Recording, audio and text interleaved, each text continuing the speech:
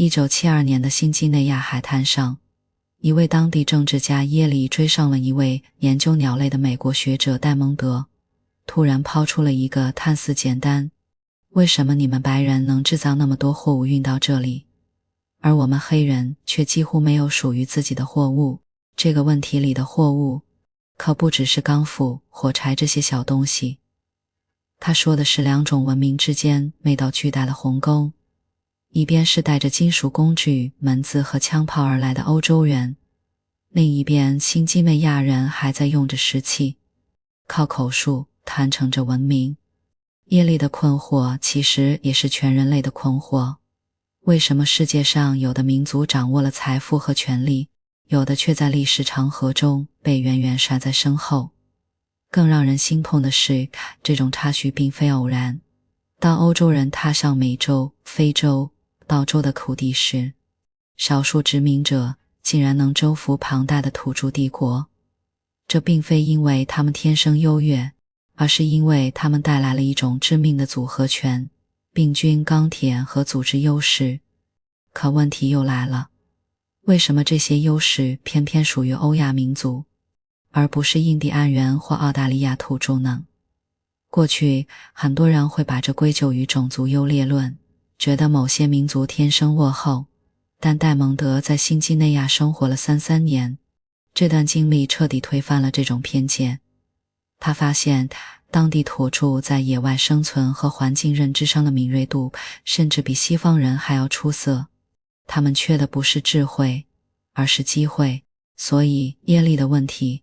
本质上是在追问历史的不公到底从何而来。他逼着我们跳出谁比谁更努力这种表层思考，是土地里的种子不同，还是大陆的形状影响了交流？这个问题的答案正是我们今天要解开的核心谜团。它藏在人类定居各大洲的起点里，藏在粮食生产的差异中，最终塑造了枪炮、病菌与钢铁的力量对比。我们要做的就是跟着这个问题一步步看清。在公元前11000年内的全人类还站在同一起跑线的时刻，命运的分岔路是如何悄然出现的？如果把人类历史浓缩成一天，公元前1100年大概就是凌晨5点那一刻。无论你站在欧亚大陆的草原、美洲的雨林，还是澳大利亚的沙漠，看到的景象都惊人的相似。人类全靠狩猎采集为生，用石器切割猎物，靠篝火取暖，过着迁徙或半迁徙的生活。表面上看，所有人都站在同一条起跑线上，但如果你俯身细看脚下的土地周围的动植物，就会发现命运的分岔路早已悄然铺就。咱们得先从人类的全球漂流记说起。现代人类的祖先起源于非洲，大约10万年前开始向外扩散。他们先是进入欧亚大陆，4万年前抵达澳大利亚和新几内亚，10万年前通过白令路桥踏上美洲。每到一块新大陆，人类都靠着石器和智慧站稳了脚跟。但大陆本身的先天条件却天差地别，澳大利亚就是最典型的例子。当人类4万年前抵达这里时，这片大陆上的大型哺乳动物，比如袋狮、巨型袋鼠，很快就因为狩猎压力走向灭绝，剩下的波士袋鼠、胆苗这些难以驯化的物种。更要命的是，澳大利亚的植物中几乎没有能培育成高产作物的野生种类。当地的草类种子小且分散，根本无法像小麦那样集中收获，这就注定了澳大利亚土著只能长期依赖狩猎采集。他们要追踪袋鼠踪迹，收集野生果实，为了寻找食物不断迁徙。4万年里，他们发明了回飞镖，掌握了火耕技术，却始终无法突破靠天吃饭的局限。他们的人口密度一直维持在每平方公里不足1人的水平。反观欧亚大陆情况截然不同，在中东的新月沃地，也就是两河流域和黎凡特地区，公元前1100年时，已经生长着野生小麦、大麦这些植物。它们的种子又大又容易脱落，只需简单选育就能提高产量。附近还有野生的绵羊、山羊，这些动物性情温顺且繁殖迅速，具备驯化潜力。虽然此时的欧亚人同样是狩猎采集者，这种差异并非人类努力与否造成的。澳大利亚土著对环境的观察力，他们能精准识别数十种可食用植物，却终究巧妇难为无米之炊。如果说澳大利亚的案例过于极端，那么波利尼西亚群岛的自然实验更能说明问题。大约3000年前，一群源自东亚的波利尼西亚人驾着独木舟开始在太平洋上扩散，先后定居在夏威夷、新西兰、复活节岛等大小不一的岛屿。他们带着相同的语言、文化和初始技术，却在几百年内走出了截然不同的发展道路。在面积广阔、土壤肥沃的夏威夷岛，人们发现了可驯化的芋头和猪，很快发展出灌溉农业，能养活数十万人。人口密集自然催生了阶级分化，出现了掌管祭祀的祭司，负责征战的酋长，甚至建造了复杂的神庙。摆在面积狭小、资源匮乏的复活节岛，既没有可驯化的大型动物，也缺乏优质农田，人们只能靠种植红薯和捕鱼为生。有限的资源支撑不起大量人口，更无法孕育社会分工。最终，这个社会走向崩溃，只留下沉默的石像，见证曾经的挣扎。最关键的变量清晰可见，是否有可驯化物种决定了能否摆脱狩猎采集。同一个民族只因为定居环境不同，就产生了从部落到原始帝国的巨大差距。这恰恰印证了历史的起点，看似平等，实则早已被环境悄悄标注了差异。而1532年卡哈马卡的那场相遇，更让这种潜在差异彻底暴露为现实的鸿沟。当时西班牙征服者皮萨罗带着168万装备实质武器的印第安军队，简丹牙人凭借钢铁长矛、战马冲锋，击溃了印加军队，还俘虏了皇帝阿塔瓦尔帕，这系列直接优势的碾压。西班牙人有文字，能通过书籍积累航海技术和军事策略，有统一的政治组织，更有印加人从未接触过的天花病菌。此前几十年，天花已通过欧洲殖民者传入美洲，杀死了 90% 的印加人口，甚至引发了帝国的内战。但我们必须追问，为什么是西班牙人拥有钢铁、文字和病菌优势，而非印加人？他们发明了复杂的结绳记事系统，建造了贯穿安第斯山脉的道路网，却始终没有发展出铁器和文字。答案显然不在种族优劣，而在更早的历史起点上。当欧亚大陆已迈入农业社会，积累人口和技术时，美洲大陆的农业发展才刚刚起步，且面临着先天的资源短板。公元前11000年的那条起跑线其实从来都不是平的，各大洲的动植物资源、地理格局差异，让人类在狩猎采集时代就埋下了发展不均的种子。而真正让这些种子生根发芽，长成枪炮、病菌与钢铁的参天大树的，正是接下来我们要深入探讨的核心粮食生产。正是粮食生产的出现与传播，将环境差异转化为了社会发展的鸿沟，彻底改写了人类的历史轨迹。塔哈马卡的香烟散去后，我们看清了钢铁、文字与病菌的威力。但这些优势并非凭空出现，所有差异的起点都指向一个关键转折，那就是粮食生产的出现。正是这一看似平淡的变革，像一只无形的手，将公元前11000年的细微环境差异拉扯成了此后数千年的文明鸿沟。首先要解答的是，人类为何要放弃狩猎采集，转向辛苦的农业耕作？答案并非更勤劳，而是更必要。粮食生产能创造碾压性的卡路里优势。考古数据显示，1亩野生小麦地每年能提供约200千卡热量，而经过初步驯化的麦田可达2。若算上可反复收获的根茎类作物，优势更是扩大到100倍。对人类而言，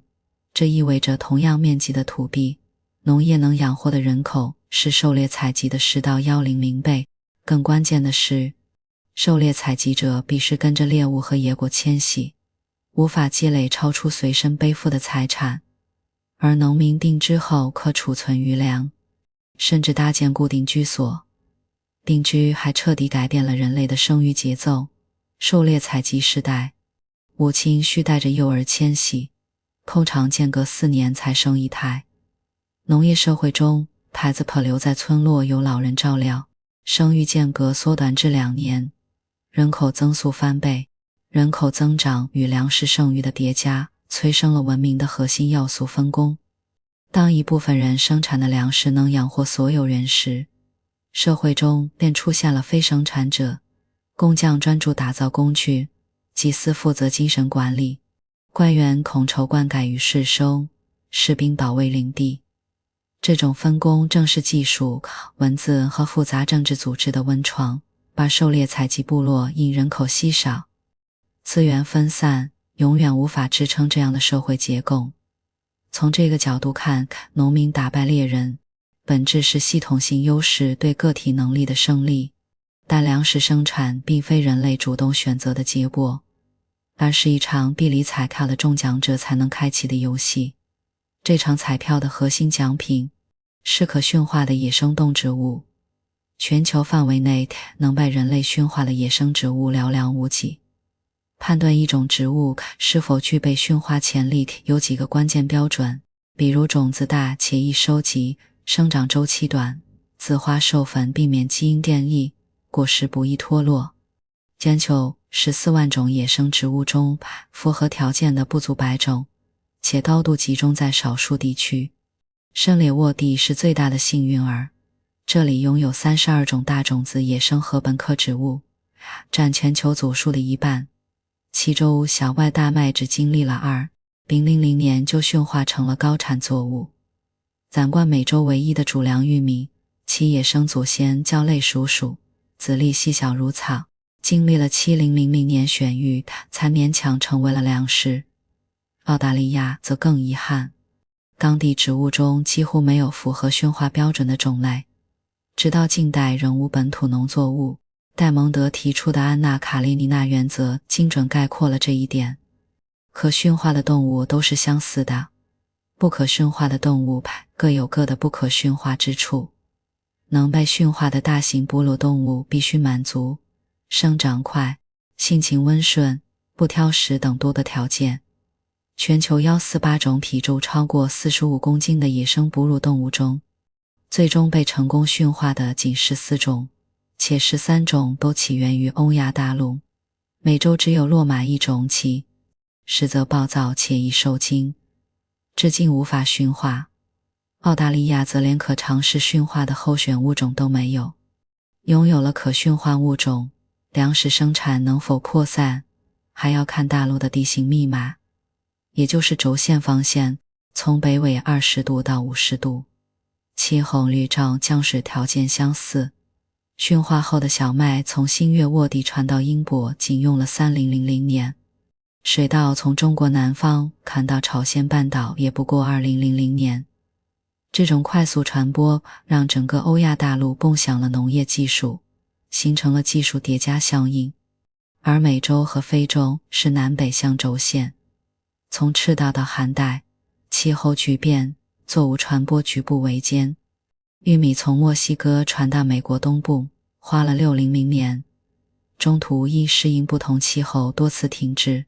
非洲的高粱从西非传到南非，也因穿越热带雨林和沙漠而耗时数千年。更糟的是，美洲被巴拿马地沙隔断，非洲被撒哈拉沙漠分割，进一步阻碍了技术交流。当欧亚大陆已用铁器耕种时，美洲还在石油时期，差距就此拉开。这里我们必须澄清一个误区，粮食生产不是进步的必然。新几内亚的土著早在公元前7000年就驯化了芋头和甘蔗，但因没有大型动物提供动力，农业始终停留在刀耕火种阶段。美洲的玛雅人发展出复杂的历法，却因玉米产量有限，无法支撑更多非生产者。这些案例都证明，不是某个民族不够聪明，而是他们的土地没给够粮食生产，就像历史的分叉开关。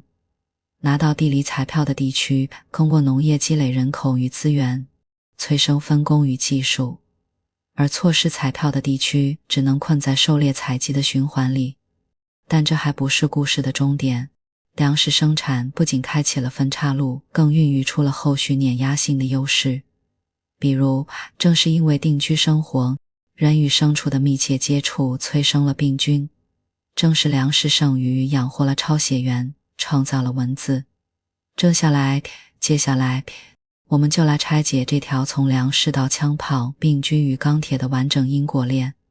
粮食生产带来的人口增长与分工，只是历史分叉的第一步。真正让欧亚文明形成碾压性优势的，是从粮食基础上生长出来的衍生力量。病菌、文字、技术与政治组织，这四者如同四条支流，揭发人员粮食生产的主干，最终汇集成枪炮、病菌与钢铁的洪流，彻底改写了文明竞争的格局。最先显现威力的是看似与实力无关的病菌，而它的诞生直接源于粮食生产带来的动物驯化。在狩猎采集时代，人类与野生动物接触有限，病菌传播范围窄，变异慢。但农业社会中，农民为了获得劳动力和蛋白质，驯化了牛、羊、猪、马等牲畜，将它们圈养在村落周围。人与动物的亲密接触创造了病菌跨物种传播的完美条件。流感病毒来自猪和鸭，天花源自牛，麻疹可能起源于狗。这些原本寄生在动物身上的病菌，通过呼吸、血液等途径进入人体，逐渐演化成能在人类间传播的传染病。更关键的是，粮食生产支撑的密集人口，让病菌有了持续传播的温床。病菌很难长期存活，而一个农业村落有几百人，病菌可在人群中循环感染，不断变异升级。在这个过程中，欧亚人意外获得了免疫力。那些对病菌抵抗力弱的人不需死亡，存活者的基因中留下了抗体。但美洲、澳大利亚的土种没有这样的机会。美洲只有骆马一种驯化动物，澳大利亚干脆没有可驯化的大型哺乳动物。病菌缺乏跨物种传播的载体，更没有密集人口让其演化。当欧洲人带着天花、麻疹踏上这些土地时，土著如同遭遇生物原子弹，死亡率普遍超过 90%。16世纪的美洲印加帝国因天花丧失一半人口，内战随之爆发，这为西班牙人的征服铺平了道路。病菌成了粮食生产附赠的隐形武器。比病菌更具长远影响力的是文字。这种信息存储与传递工具同样是粮食剩余养出来的。在狩猎采集社会，所有成员都要参与觅食，没有闲人专门记录信息。而农业社会中，粮食剩余让一部分人脱离耕作，成为掌管祭祀市收的管理者。他们迫切需要一种工具来记录粮食库存妥数量。文字由此诞生，最早的文字都是行政文字。苏美尔人的楔形文字靠在泥板上记录的是小麦产量和牛羊数量。古埃及的象形文字大多用于林屋中的贡品清单。这些文字最初很简陋，却解决了知识积累的核心问题。口头传承的经验容易丢失，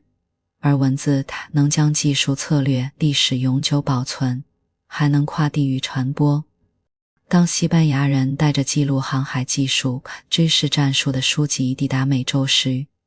印加人只能靠结绳记事传递信息，靠信使徒步传递命令。两者的信息效率差距堪比邮寄信件与5G 技术，让欧亚社会的技术与组织能力持续迭代，而无文字社会始终在重复发明中停滞。技术的突破，尤其是钢铁武器的出现，则是人口密集加分工细化共同作用的结果。粮食剩余支撑起庞大的人口，滩地需要更坚硬的犁头，战争需要更锋利的武器，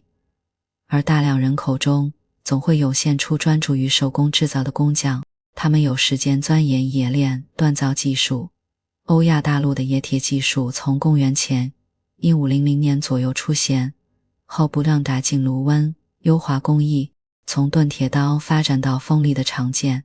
坚固的盔甲。而新几内亚因缺乏铁矿，直到近代仍在使用石器。美洲虽有铜矿，却没有发展出冶铁技术。更关键的是，美洲没有可拉车和耕地的大型动物，即使发明了轮子，也无法转化为生产或军事工具。技术失去了实用场景，自然难以生计。很多人以为技术是天才的灵光一现，但戴蒙德戳破了这个误区。瓦特改进蒸汽机，前提是英国煤矿需要新找新的贸易路线。技术永远是社会需求加剩余资源的产物，而这两者的源口不是粮食生产。没有粮食支撑的人口与需求，再聪明的工匠也只能巧妇难为无米之炊。最后，复杂的政治组织从酋长领地到帝国，其实是粮食生产带来的人口压力逼出来的。当农业村落的源头从几百增长到几千，元旦的长老意识无法解决资源分配、灌溉管理、部落冲突等问题，必须建立更统计化的管理体系，有统一发号施令的首领，有负责执行的官员，有维持秩序的军队。这种组织能集中资源办大事，修建大规模灌溉系统，高效率打造标准化武器装备。军队组织大规模远征扩张领地。对比之下，狩猎采集部落始终处于分散状态，几十人一个群体，彼此缺乏统一指挥，面对集中化的帝国军队时毫无还手之力。1532年的塔哈马卡之战，印加帝国虽有8万军队，却因缺乏灵活的指挥体系和标准化武器，用实质工具对钢铁，结果惨败，却有统一的指挥链和协同战术。这正是复杂政治组织的优势，梳理这条因果链便会清晰。从粮食生产到人口密集加粮食剩余，再到分工细化出现工匠管理者，以及开始动物驯化，再到产生病菌，形成人群免疫力，发明文字储备知识，创新技术冶炼钢铁，形成政治组织，最后形成了枪炮、病菌与钢铁的综合优势。但这套优势并非所有农业社会都能同等获得。欧亚大陆凭借先天的物种资源和地理条件，将这条因果链走得最完整，而美洲、非洲、澳大利亚的农业社会或因缺乏驯化动物，或因技术传播受阻，始终在链条的某一环断裂。这种因果链完整度的差异，最终造就了各大洲截然不同的历史轨迹。前文的因果链并非抽象理论，而是在地球各大洲真实上演的历史剧本。同样的地理王室衍生优势逻辑，在不同的地理舞台上，经初始剧本设定不同，最终走向了完全各异的结局。我们选取几个典型样本，便能看清其中的关键。最极端的对照来自新几内亚与澳大利亚，它们是因果链从未启动的典型。4万年来，这片大陆始终缺乏可驯化的作物与大型动物，粮食生产的第一环就已断裂。没有农业支撑，人口密度始终低于分工阈值，既无法孕育文字与钢铁，也没有驯化动物带来的病菌与免疫力。直到近代欧洲人抵达时，当地仍处于狩猎采集阶段，分散的部落连基本的政治组织都未形成，而是地理环境从未给过他们启动文明的第一块拼图。新几内亚则是因果链中途断裂的案例，这里的土著早在公元前期000年就驯化了芋头和甘蔗，勉强启动了粮食生产，人口密度也略有提升，甚至发展出了初级的政治联盟。但致命缺陷在于没有可驯化的大型哺乳动物，既没有牛马提供动力，也没有猪羊带来密集接触的病菌，这导致两个关键后果：一是农业始终停留在刀耕火种，无法通过处理提升产量；二是从未接触过欧亚大陆的传染病。当19世纪欧洲人带来流感时，同样遭遇了毁灭性打击。更糟的是，新几内亚多山的地形割裂了部落交流技术难以扩散，最终卡在了17世代，无法形成完整的衍生优势。中国的故事则是早期领跑与后期局限的交织。作为少数独立农业起源中心之一，黄河长江流域的水稻和小米驯化及时，东西走向了轴线，又让农业技术快速扩散，这使得中国早早形成了庞大人口与统一帝国。文字青铜技术虽未发展出铁器普及，但是复杂组织一应俱全，在公元1000年前始终领跑世界。但这种过早的统一也埋下了隐患，统一的政权容易形成路径依赖，比如明清时期的海禁政策切断了外部技术交流，科举制度让精英阶层专注于仕途，满费创新。欧洲因地理破碎形成多国竞争，各国必须持续创新，如发展航海技术、改进武器才能生存，最终在近代实现反超。中国的案例证明，环境提供了起跑优势，但人类的社会选择还是会影响中途速度。美洲的历史是资源短đảm导致因果链断裂的悲剧。中美洲虽独立驯化了玉米，00年才达到食用产量，且蛋白质含量极低，限制了人口增长。更致命的是大型驯化动物的缺失，整个美洲只有骆马一种驯化大型动物，也就是现在羊驼的祖先，且仅分布在安第斯山脉，既不能拉犁成畦，这直接导致3条关键断裂：没有处理农业粮食产量难以突破，没有动物病菌传播，驼洲缺乏免疫力，没有拉车的动力，轮子仅用于玩具，无法转化为生产工具。当欧洲人带着天花和钢铁到来时，美洲文明的因果链已在病菌和技术两环彻底断裂。95% 的人口消亡后，剩余的文明火种也被彻底扑灭。再来看非洲的发展轨迹，则受制于地理阻隔与轴线困境。西非的班图人原本掌握了高量种植和铁器技术，具备启动因果链的基础，但非洲的南北向轴线成了最大障碍，从西非到南非，热带草原和沙漠，气候巨变让作物传播耗时数千年。更糟的是，撒哈拉沙漠切断了非洲与欧亚大陆的主流交流，直到公元1世纪，铁器技术才缓慢传入南非。同时，非洲的热带病菌，比如疟疾、黄热病这些，虽能抵御欧洲殖民者，却也限制了自身人口的密集定居，无法形成庞大城市，这难以支撑复杂分工比技术迭代。班图人虽靠农业和铁器取代了狩猎采集部落，却始终未能形成像欧亚帝国那样的完整组织与技术体系，最终在近代被殖民浪潮吞噬。梳理这5大洲的故事，能清晰看到一条构型规律：历史轨迹的差异本质是地理禀赋决定的因果链完整度差异。欧亚大陆因丰富的可驯化物种和东西向轴线，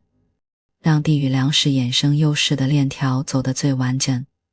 澳大利亚因资源匮乏，链条从未启动。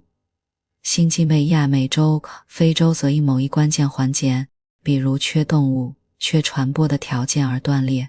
始终无法形成碾压性优势。但这绝非地理决定论。中国的统一与欧洲的竞争，班图人的扩张与澳大利亚土著的坚守，都体现了人类选择的能动性。环境只是提供了可能性边界，而人类在边界内的选择，决定了文明的具体走向。这些案例共同构成了戴蒙德理论的实证基础。当我们看清环境与人类的互动逻辑，就能真正理解历史不公的根源。当我们逐一走过澳大利亚的沙漠、美洲的雨林、欧亚的平原，梳理完5大洲的文明轨迹后，戴蒙德藏在历史细节中的核心逻辑终于清晰浮现。这不是一套简单的地理决定命运的说辞，而是一幅环境奠基人类创造的动态图景，既解答了耶利的困惑，更重塑了我们看待历史与现实的视角。首先，我们必须理清那条贯穿全书的核心因果链，从地理禀赋，比如可驯化物种、大陆轴线、隔离程度，再到粮食生产差异，比如启动与否、效率高低、传播快慢，再到人口密度与粮食剩余，再到衍生优势分化，包括病菌免疫力、文字细口、技术夺区，最后导致了文明发展轨迹的分野。这条链条环环相扣，每一环的状态都由前一环决定，而最初的地理禀赋环是所有差异的起点。欧亚大陆的成功本质是踩中了这条链条的每一个关键节点，新月沃地的衍生作物与动物农业启动了种子，东西方向的轴线让技术快速扩散形成合力，密集人口催生了分工与创新的土壤，最终孕育出枪套、文字与病菌的武器库。而其他大陆的困境无不是在链条的某一环或几环出现了断裂。澳大利亚卡在粮食生产启动环节，美洲断在衍生优势培育环节。这些断裂不是人种缺陷造成的，而是地理环境画下的可能性边界。但我们必须警惕将这一逻辑简化为地理决定论的误区。戴蒙德反复强调，而人类是打牌的人，同样的牌面，不同的打法会导致不同的结局。中国与欧洲的对比最能说明这一点，两者都拥有完善的农业基础和衍生优势，起跑线相近，但中国因过早统一形成的路径依赖，在近代错失了技术突破的机遇，欧洲则因多国竞争的格局倒逼各国持续创新，实现了文明反超。再看新几内亚的土著，他们在缺乏大型动物的限制下，仍发明了复杂的山地农业技术，展现出惊人的适应能力。班图人带着有限的资源，仍能完成对非洲南部的农业扩张。人类的智慧、选择与韧性，能在环境设定的边界内最大限度地拓展文明的高度。另一个被彻底击碎的误区，是流传已久的种族优劣论。戴蒙德在新几内亚的田野调查中发现，当地土著在解决生存难题时展现的逻辑思维与应变能力，丝毫不逊色于欧洲的学者。他们之所以没有发展出文字与钢铁，而是因为环境没有给他们需要文字记录的粮食剩余，没有给他们演练钢铁的资源与需求。美洲的玛雅人能精准计算篇文历法，非洲的马里帝国曾创造繁荣的贸易文明，这些都印证了所有人类族群的智力水平并无本质差异。文明的差距源于机会的差异，而非基因的差异，远不止于解答历史为何如此，更在于为我们应对当下与未来提供理性视角。今天的全球格局中，非洲的贫困，美洲原住民的发展困境，其根源仍可追溯到历史上的地理起点差异。那些未能启动或中途断裂的因果链，既影响延续至今，但这并不意味着贫困是宿命。现代社会的技术传播已突破地理限制，比如高产作物可跨洲种植，互联网能传递知识，这为打破历史惯性提供了可能。同时，它也警示我们，忽视环境禀赋的发展模式注定难以持久。比如过度透支资源的农业或工业，只有在尊重环境规律的基础上发挥人类能动性，才能实现文明的可持续发展。从耶利的沙滩之问到各大洲的文明复盘，戴蒙德最终告诉我们，人类史不是一部英雄征服或种族竞赛的史诗，而是一部环境与人类互动的科学叙事。历史没有天命，只有因果；没有优劣，只有差异。看清了这一点，我们才能真正摆脱偏见，以重理性、更包容的心态面对不同文明的过去，也以更智慧的方式塑造共同的未来。